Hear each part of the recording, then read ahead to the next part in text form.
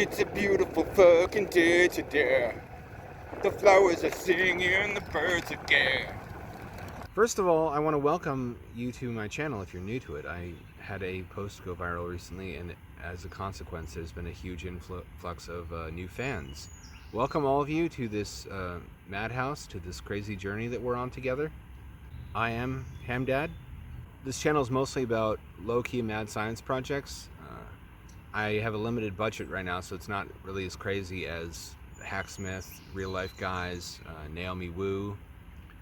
Good friend of mine, you should check out her channel. She does a lot of cool pet-related stuff too for her dog Momo.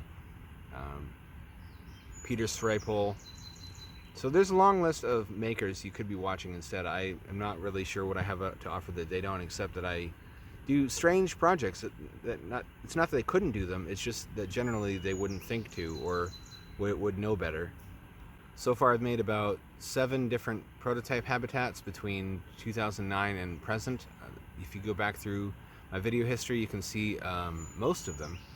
I've got a video on my e-bike, which I built from the ground up off of parts I ordered off the internet. It's a little bit different inside than typical configurations. It's got an onboard charger, for example, so that might interest you.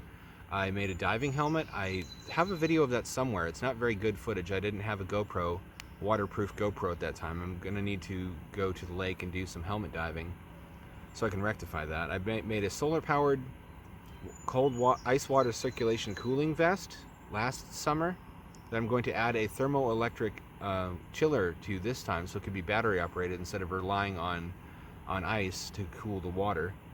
I made a solar powered swamp cooler motorcycle helmet that also has electrically heated pads on the ears for wintertime. I should probably throw some photos of that up at some point.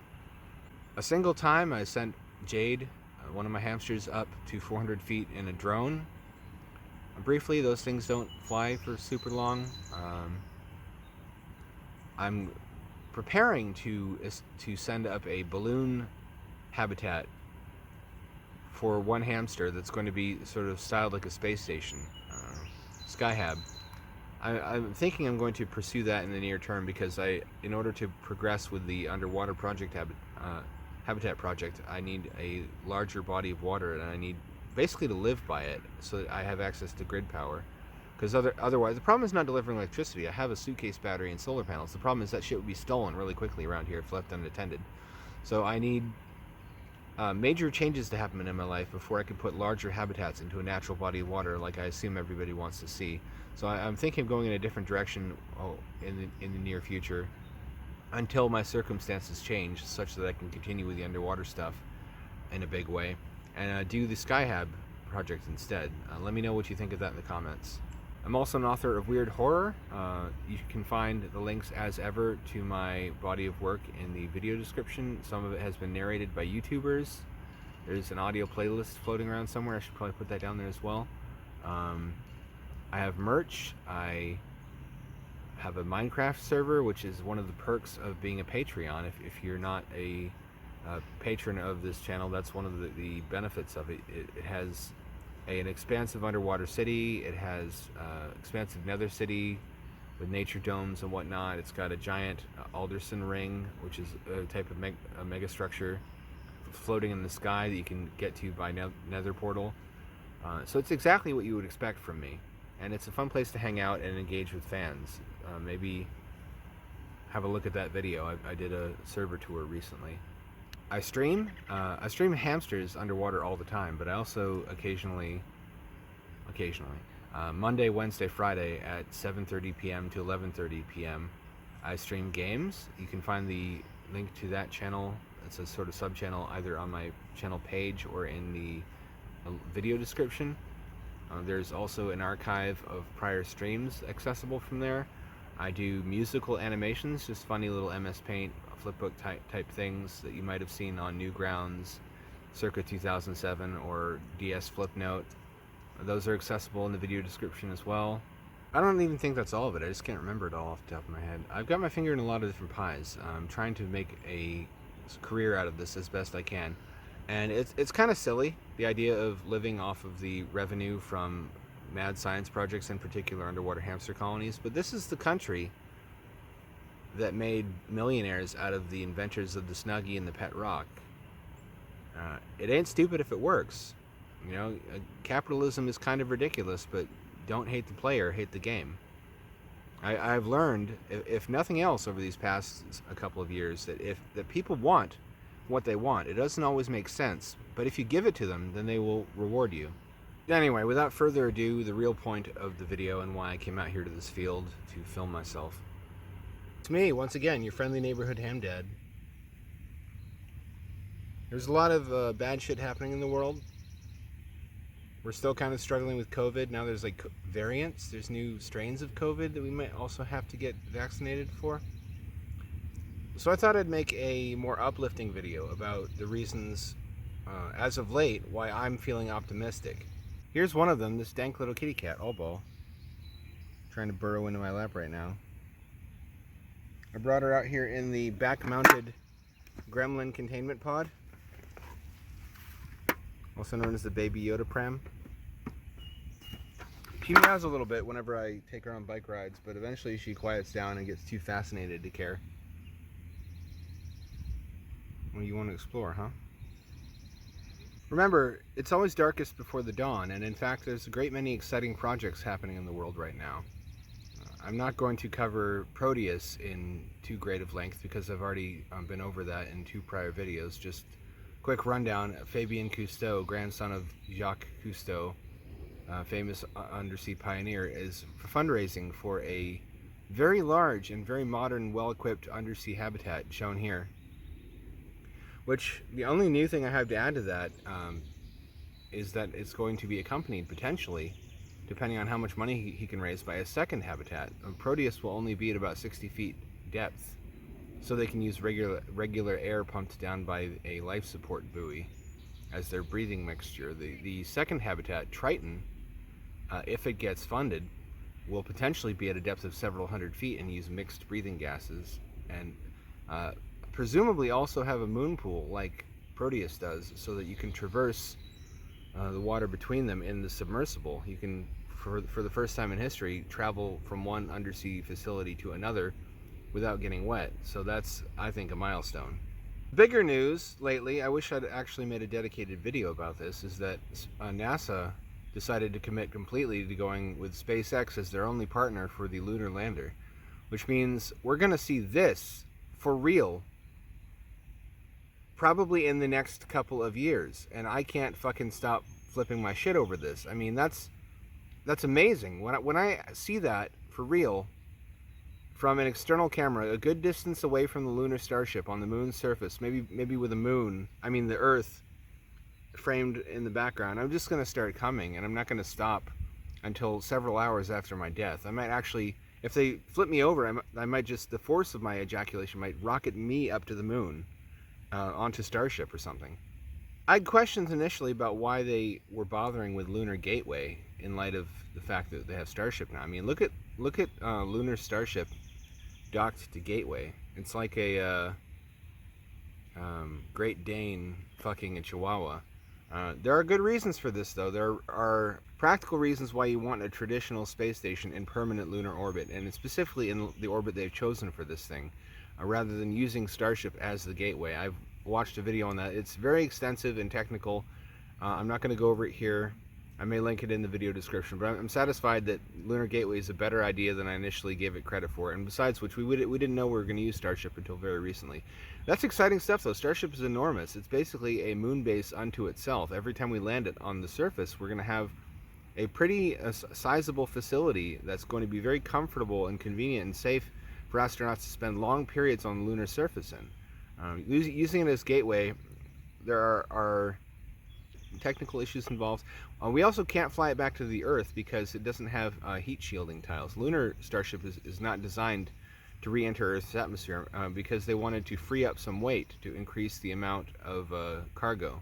It's going to mean that we can send enormous heavy payloads to the moon every time we send people there, basically for free. I mean, for the cost of the fuel, because if you're going to send a Starship down to the surface anyway, and if you're sending a Starship to orbit, and potentially at some point to get to the moon, which we're not doing initially. We're going to be using SLS and Orion. I'm not sure why. I guess just because taxpayers paid for them. So we have to use this dinky little capsule to go to the moon, and then once we get to the lunar gateway, we use this giant rocket to actually land on the surface. It's kind of absurd, but presumably at some point we'll be able to stop, like whatever contractual obligation they have to use Orion will elapse, and we can just switch over to Starship completely, and we'll have Starship comfortable facilities for the entire trip from the surface of the Earth to the gateway, and then we use the lunar version of it to land. Once we get to that point, though, because every Starship launch has that enormous interior volume, we can send a lot of mass to the moon every time we go there, because if you're going to be launching the Starship anyway, you fucking may as well. Which really gives us the hardware we need and the rationale we need, and stacks the deck in favor of building a large, well-equipped moon base instead of the really sad, cramped little moon base concepts we saw under, for example, a Constellation, where we were assuming we were going to have the Altair lander, which was fairly similar to the Dynetics lander or the Boeing lander in terms of their crew volume, in terms of their mass to the lunar surface. That would have been like a series of tiny tin cans, like what we saw with Mars 1, just linked capsules. It would not have been terribly comfortable for the astronauts. There was a concept in the 70s to use Saturn V's enormous lifting capacity and the capacity to lunar orbit and lunar surface to deliver a one-time, just a single module lunar base camp, they called it, just a habitat delivered by a single Saturn V launch right at the tail end of the Apollo missions, because funding was uncertain and they didn't know how much longer they'd be able to go to the moon. But they figure if you put the habitat there, then it just sits there in vacuum, not deteriorating, and it's ready for whenever funding permits sending astronauts to it. Lunar Base Camp offers a pretty good idea of the size of the modules we'll be able to deliver to the lunar surface using Starship once we transition away from Orion SLS, if indeed that happens, and towards a holistic Starship to Starship solution for going from the Earth to the moon and delivering cargo there. And that doesn't even include the potential of inflatables. I mean, ESA plans to use inflatable modules for their lunar village, as they call it. We could do the same thing, and the size of the kind of inflatable you could fit inside of the storage capacity of a cargo configured lunar Starship is just really staggering. We could send very large enclosures if we wanted to, and thought it was wise and required that for the science missions we want to do there. I still favor sealing, pressurizing, heating, and illuminating a subsurface lava tube, because some are quite large. You can kind of see in this diagram, I don't know how much space they need to make. There are lava tubes on the moon that are wide enough you could fit multiple copies of the city of Philadelphia end to end, and that's just width-wise. That's not the length of it. So there's quite a lot of fixed or upper space already on the moon, and the kind of mass you would need to actually build an airlock at the entrance of a lava tube like that is only really deliverable using something like Lunar Starship, and now we have that hardware in place. So a lot of stuff is on the table now that was not on the table when we were thinking about very small, less capable landers. A lot of the really ambitious plans from the 70s for building large infrastructure in space, especially big space stations like this one, assumed the continued use of the Saturn V rocket, because we can't really build anything with module sizes like what you've seen without a big heavy lifter rocket like that.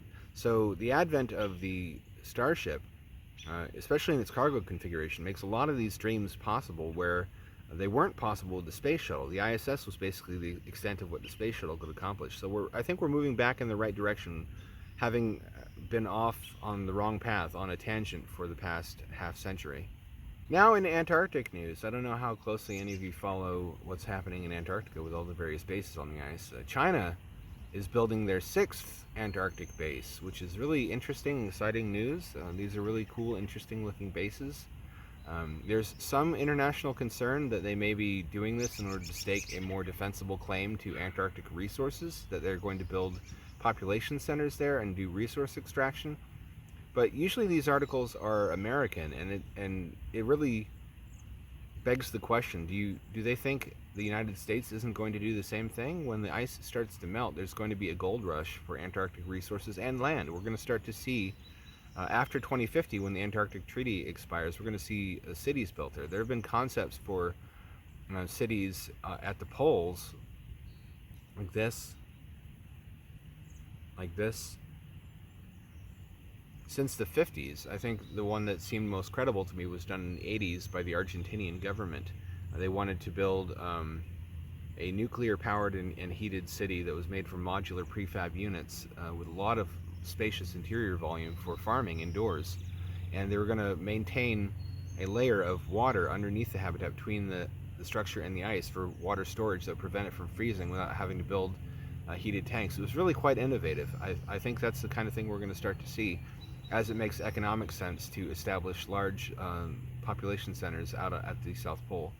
McMurdo, which you may have already known from past videos of mine, is being completely demolished and rebuilt into like a single large, it's not really a single large contiguous structure, it's like 3 or 4, but they're all linked by enclosed skyways like utilidors, so you can walk from any part of the base to any other part of the base without going outside, which is important.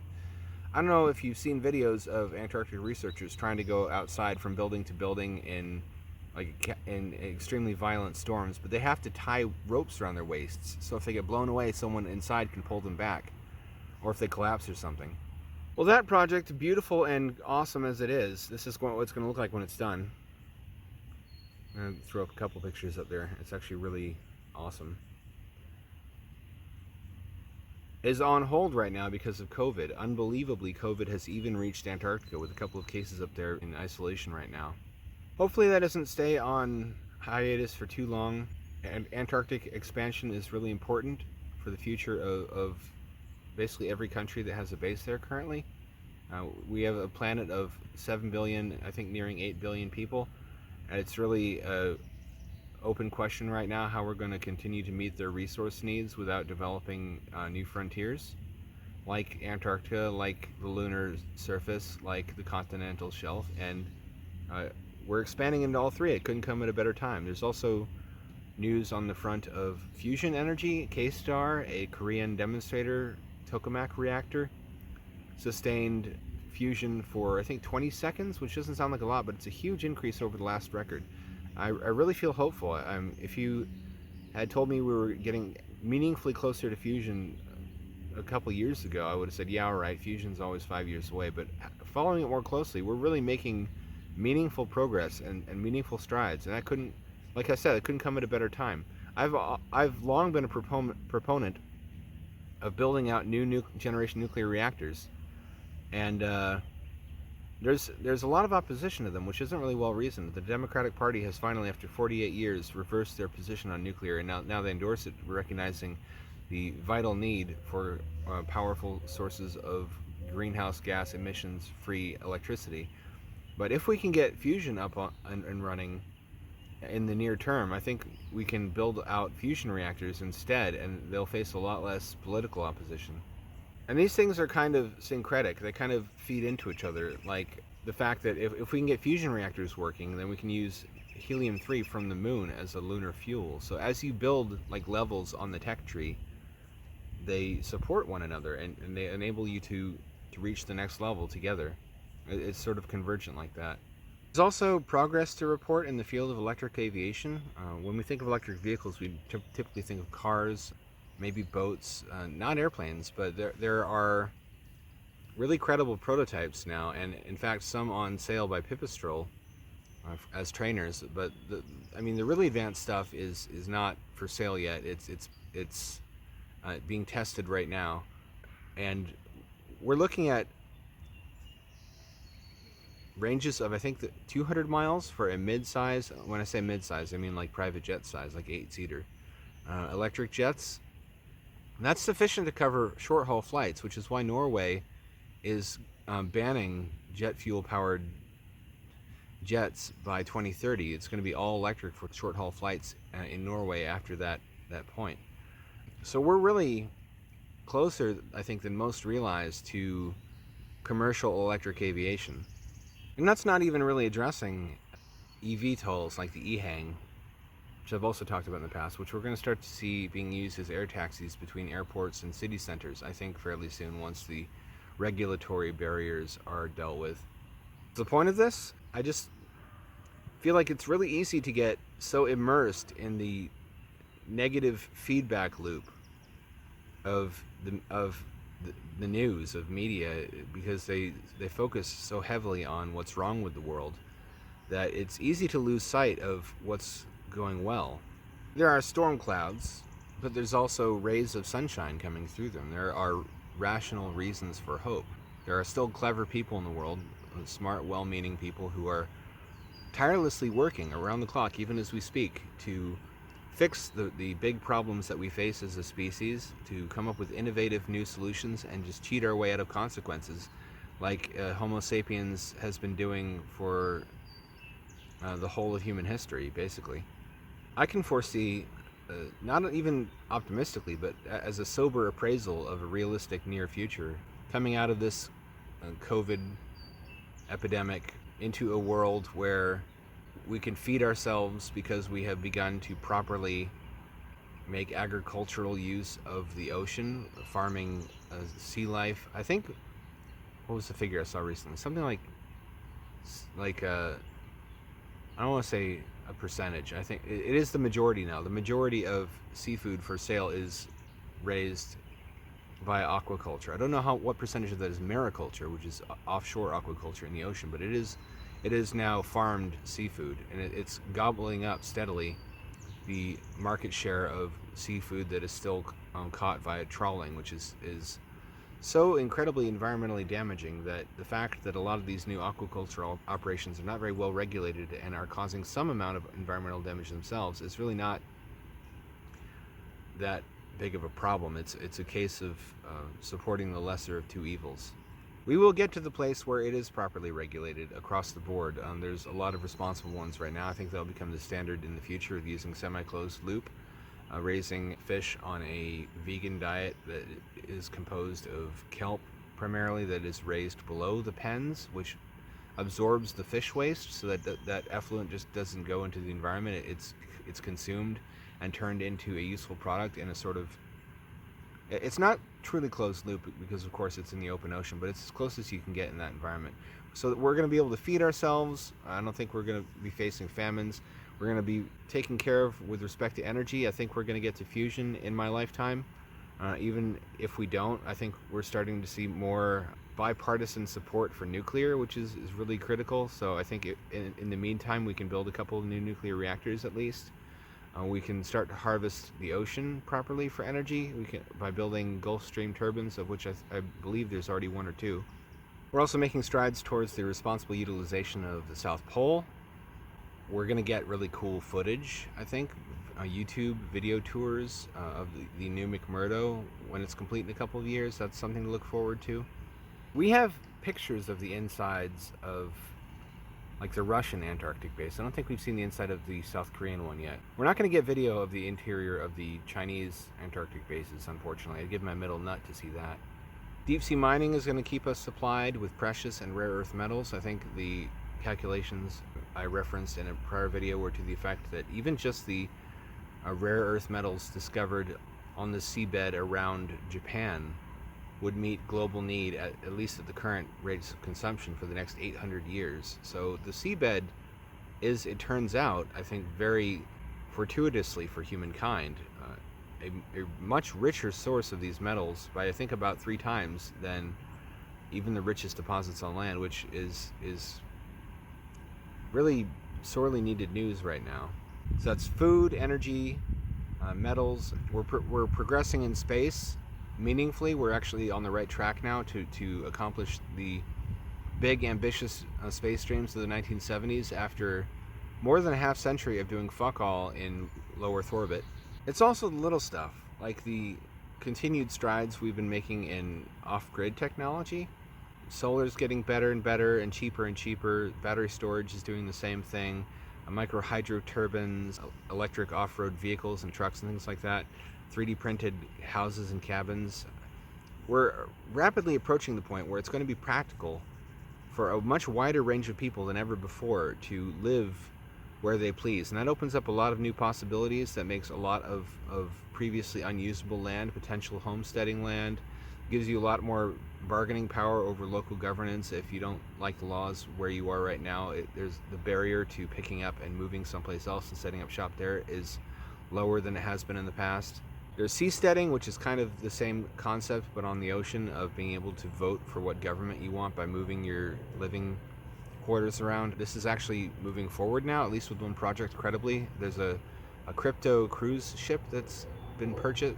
Basically, there's been a bonanza of aftermarket cruise ships being sold at rock bottom prices because of COVID. COVID has destroyed the cruising industry. So I'm surprised that there hasn't been more than one consortium of crypto billionaires picking up on this idea and buying up as many ships as they can. I'm only aware of one at the time of this video.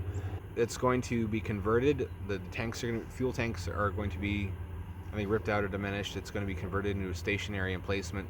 It's going to have improved freshwater tanks, I believe. It's going to have solar panels installed. It's going to have wind turbines, and it's going to basically be tugged around, I believe, from place to place. It's not going to look like the cool renders of seasteads we've seen in the past, which were sort of Jules Verne, floating city blocks. But that would be bespoke and much more expensive. Economics rules. So what we're getting is sort of a compromise between the pie-in-the-sky future of these bespoke floating city-states and just the cruising industry, because we already have an industry that produces sort of chunks of human support substrate, a population center that float around, and they're called cruise ships. So that's what we're getting, and it's going to be interesting to see how that pans out. They're selling apartments. I don't recall the exact price. It is unexpectedly, I think it's something like $25,000 to just outright buy a cabin on that ship. They're going to use crypto exclusively as their currency. It's an exciting time to be alive, even though it's also a terrifying time to be alive. And isn't that just part of the human experience? So don't let the bad times we're going through now get you down. There are shitty people working to make things worse, as there always have been. But at the same time, it's a tug of war. On the other end of that rope, there are very clever, well-meaning people working to make things better. And they're making progress. We're seeing meaningful forward movement on a lot of different fronts that are going to be very important to creating a bright future that you and I might actually want to live in. So since the filming of this video, some things have changed. There was a dispute with the Government Accountability Office by Dynetics and Blue Origin to the effect that the conditions of their bids were changed at the last minute by NASA, or rather the criteria, such that they didn't qualify and SpaceX did. So we may, after all, not see Lunar Starship, and that is a punch in the gut. That really takes the jelly out of my donut. I hope that doesn't pan out the way that Jeff Bezos wants it to. All right, I've got my fingers crossed. I've got my toes crossed. I've got my nuts crossed. It was extraordinarily painful. I had to go to the hospital to have that undone. Don't do that. There's other news I forgot to include as well, hence why I'm filming this after the fact.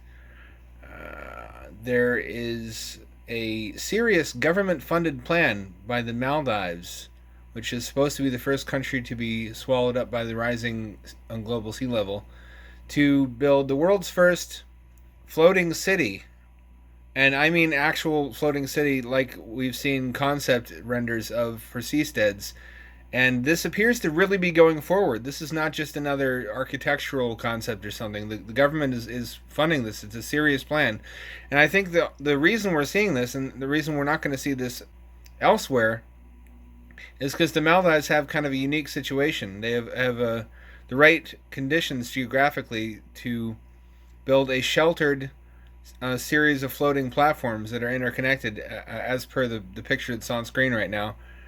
Surrounded by a natural breakwater. The breakwater, if you want to build a city like this out to sea, would be one of the more expensive parts of the project. You have to build this huge floating barrier around your seastead so that the violent waves in the open ocean don't wreck it.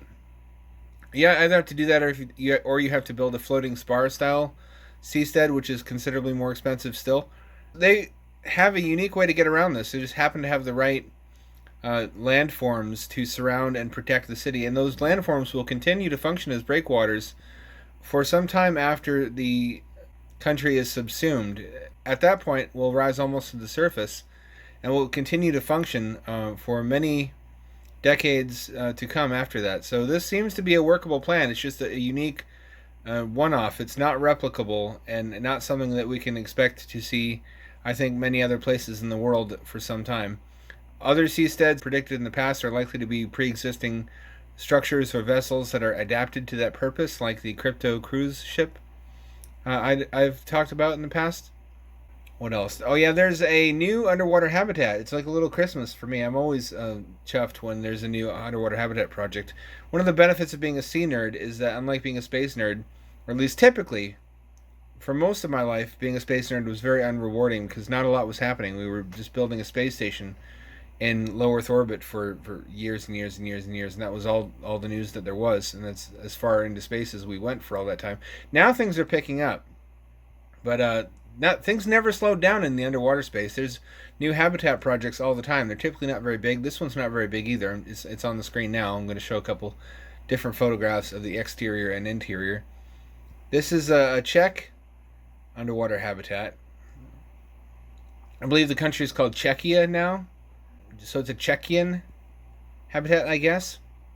It's in a flooded quarry, so it's not out to sea. It's not open ocean. It's been built for the purpose of it's a demonstrator intended to make the case to the ESA, European Space Agency, that this group merits public spending. That they want to basically pitch the concept to the ESA of constructing a larger, more elaborate underwater astronaut trainer that will be able to do the same kind of training for the ESA that NEMO does for NASA using the Aquarius Reef Base. Basically using a submerged saturation diving habitat as a space habitat analog, because it creates similar insulated life supported conditions where it's not easy to return to the surface in a hurry if something goes wrong. You have to figure things out where you are. You can adjust the weights on every aquanaut to simulate different degrees of microgravity if you're training for the moon or Mars or asteroid operations or whatnot. It really is a very valuable resource. If you don't know about NEMO, you should definitely check that out. There's plenty of videos of past NEMO missions on YouTube. And you should check out the Hydronaut channel, which I shall link in the description. They're a really dedicated bunch of guys. I talked to them by email a while back because they had built their own little habitat for a rat. They were very interested and sort of bemused to see that someone else had taken that idea, which they did sort of as a joke, and really ran with it and taken it to its logical conclusion. These guys, I think, are building the habitat of the future, in that I think, just like the future of space stations is small, privately operated space stations that are single purpose and that exist explicitly to make a profit, to facilitate some sort of industry, for which you don't need a giant international space station. That's really just a flagship international goodwill project. It's diplomatic in purpose more than anything else. The movement, I think, is going to be away from that. Proteus notwithstanding, Proteus is very much the underwater equivalent of the ISS, being an internationally funded project and one that will rent space to any number of different agencies from around the world. But for commercial purposes, we're going to see movement towards small microhabitats that facilitate, say, two to four men working on continental shelf projects like aquaculture, I guess mariculture, enabling them to do the work of a much larger team of divers, bounce diving from the surface, having to be shuttled out by speedboat every so often to inspect the undersides of netted enclosures for damage, to identify illness, to harvest, to effect repairs. And that applies to any number of nearby emplacements as well. You can definitely increase the value proposition of such a habitat by positioning it near a couple of underwater commercial projects, such as turbines, oceanic current turbines. If you have a turbine farm reasonably nearby to a mariculture operation, then you can sort of double dip. I expect we're going to see some of that happening. There are reasons why you might want to do this. If you can put down a habitat that's reasonably sized and leave it, then you don't have to have a ship loitering overhead. You don't have to pay everybody on the ship the high wages that kind of work commands for every day of operation that they're out there, just supporting operations on the bottom. You can just drive out there, leave the habitat there for as long as it needs to be there, and then recover it later and reposition it somewhere else, wherever it's needed. So I do think, having weighed the options and having searched for a valid business case for putting people underwater, this is one of the few that makes sense, and I think we're actually going to see. And Hydronaut, I think, is representative of that kind of thinking and of the future of underwater habitats in general. That's all for this time. I just want you to know that you shouldn't focus too narrowly on the tiny little sliver of reality that the news shows you. Fear is what keeps people tuning in, so that's what they deliver.